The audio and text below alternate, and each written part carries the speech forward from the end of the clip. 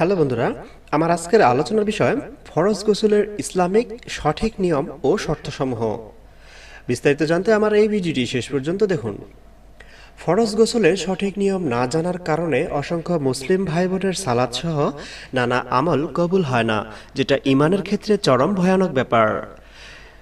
যেসব কারণে গোসল ফরজ হয়: ১. স্বপ্নদোষ বা উত্তেজনাবশত বীর্যপাত হলে। ২. নারী পুরুষ মিলনে। ৩. মেয়েদের হায়েজ নিফাস শেষ হলে। ৪. ইসলাম গ্রহণ করলে। ফরজ গোসলের ফরজ সমূহ হল: গোসলের ফরজ মোট তিনটি। এই তিনটির কোনো একটি বাদ পড়লে ফরজ গোসল আদায় হবে না। তাই ফরজ গোসলের সময় এই তিনটি কাজ খুব সতর্কতার সাথে আদায় করা উচিত। ১.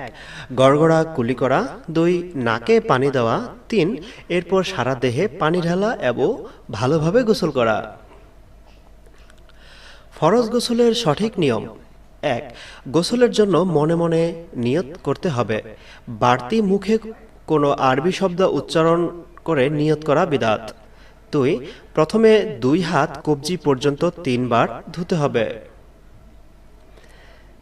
৩. এরপর ডান হাতে পানি দিয়ে বাম হাত দিয়ে লজ্জাস্থান এবং তার আশপাশ ভালো করে ধুতে হবে।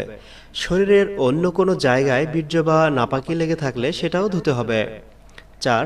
এবার বাম হাতকে ভালো করে ধুইয়ে ফেলতে হবে। ৫. এবার অজুর নিয়ম মতো করে অজু করতে হবে, তবে ২ পা ধোয়া যাবে না। ৬. অজু শেষে মাথায় ৩ বার পানি ঢালতে হবে। ৭. এবার সমস্ত শরীর ধোয়ার জন্য প্রথমে ৩ বার ডানে, তারপরে ৩ বার বামে পানি ঢেলে ভালোভাবে ধুতে হবে, যেন শরীরের কোনো অংশই বা কোনো লোমে শুকনো না থাকে। নাভি, বগল ও অন্যান্য কুঁচকানো জায়গায় পানি দিয়ে ধুতে হবে। ৮. সবার শেষে একটু অন্য জায়গায় সরে গিয়ে ২ পা ৩ বার ভালোভাবে ধুতে হবে। অবশ্যই মনে রাখতে হবে, পুরুষের দাড়ি ও মাথার চুল এবং মহিলাদের চুল ভালোভাবে ভিজতে হবে।